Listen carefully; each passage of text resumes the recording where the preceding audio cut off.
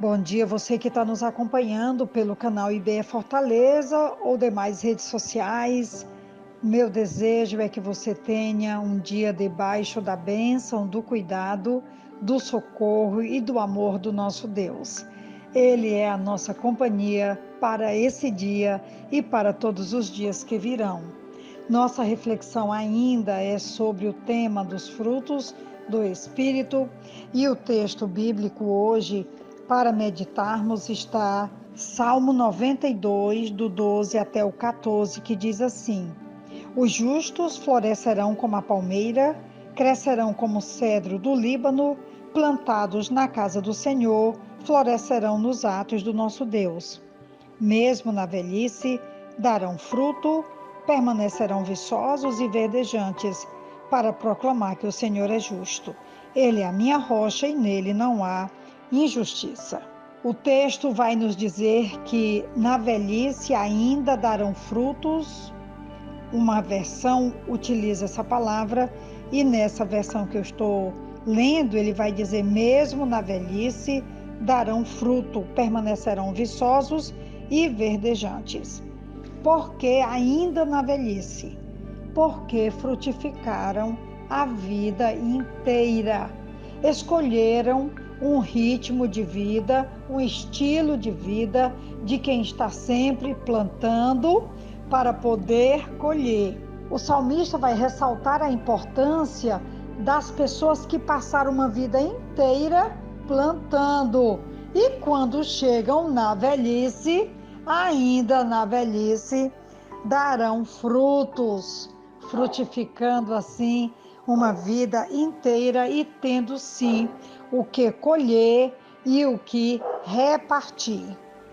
Esses dias eu estive na casa da minha mãe lá no interior e eu estive vendo quantas plantas frutíferas ela plantou.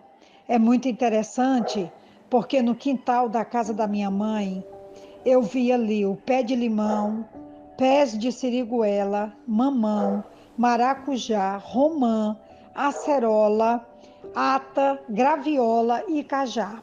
Todas essas árvores frutíferas estão ali no quintal da minha mãe. E esse período agora está a estação das siriguelas. Olha, você pode imaginar, ontem eu tive o privilégio de colher siriguela, de poder comer, degustar algumas madurinhas que estavam ali no pé. E eu tive então essa alegria de poder também colher um pouco para trazer para a minha família.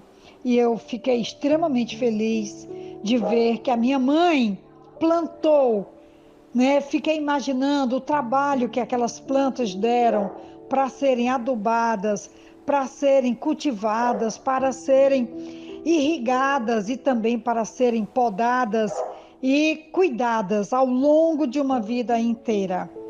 E eu, com o coração cheio de gratidão, estava ali ontem, naquele quintal, podendo contemplar a bênção que é olhar para um quintal de uma mulher que pôde plantar, que pôde também deixar esse legado de toda essa plantação, não somente no seu quintal, porque tem plantas nas suas laterais, a casa, também no jardim, de forma que é uma alegria poder ver uma pessoa que frutificou a vida inteira e na velhice continuou dando frutos. Em 2 Coríntios, capítulo 9, versículo 6, ele vai dizer assim, uma palavra de Paulo: lembrem-se, aquele que semeia pouco, também colherá pouco, e aquele que semeia com fartura, também colherá fartamente. Na agricultura, sabe-se que é preciso semear generosamente a fim de obter uma colheita abundante. Podemos imaginar um agricultor preparando-se para a semeadura. Ele deve semear com liberalidade ou guardar parte do cereal para servir de alimento nos meses seguintes. Se ele semear com fartura, ceifará na mesma proporção. Devemos lembrar, porém, que o agricultor não colhe exatamente a mesma quantidade de grãos que semeou, mas sim uma proporção bem maior. O mesmo acontece com a contribuição cristã. Não se trata de receber de volta exatamente o que foi dado, mas de receber uma proporção muito maior. É claro que esse retorno se refere mais à bênção espiritual do que a bens materiais. Quero ainda falar que Paulo associou o ato de dar ao princípio do plantio e da colheita. Aqui não é só para a vida cristã, mas também para o nosso dia a dia. Se nós queremos colher, nós precisamos plantar. E para plantar, nós precisamos conhecer o solo, nós precisamos trabalhar o solo, remexer o solo, nós precisamos adubar para que aquele solo tenha uma terra rica, fértil, e nós precisamos também ali irrigar numa proporção exata e depois lançar a semente, porque no tempo certo nós colheremos, como diz a palavra de Deus, se nós não desfalecermos. É por isso que é tão importante quando ele vai dizer que uma pessoa que passou a vida toda plantando, semeando, na velhice ainda vai estar plantando e vai estar colhendo, porque Deus é fiel para recompensar o trabalho e o esforço dos que plantam, dos que semeiam. Paulo associou o ato de dar o princípio do plantio e da colheita. Os fazendeiros podem manter e comer de todos os seus grãos ou podem perder jogando alguns de novo na terra. Naturalmente, quanto mais generosa a semeadura, maior a recompensa. O princípio é verdadeiro na esfera espiritual também.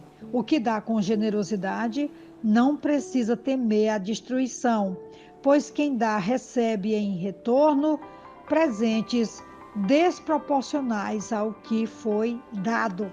Eu mesma tenho vivido isso. O pouco que eu tenho plantado, mas plantado numa vida inteira, eu tenho recebido de forma muito generosa das mãos do próprio Deus, que é fiel, que é galardoador, ele é recompensador para dar de novo àquele que está sempre semeando, partilhando, abençoando e generosamente crendo que vale a pena continuar abençoando a vida das pessoas. Voltando aqui mais uma vez para o texto inicial, na velhice ainda darão frutos. Darão frutos porque frutificaram a vida inteira.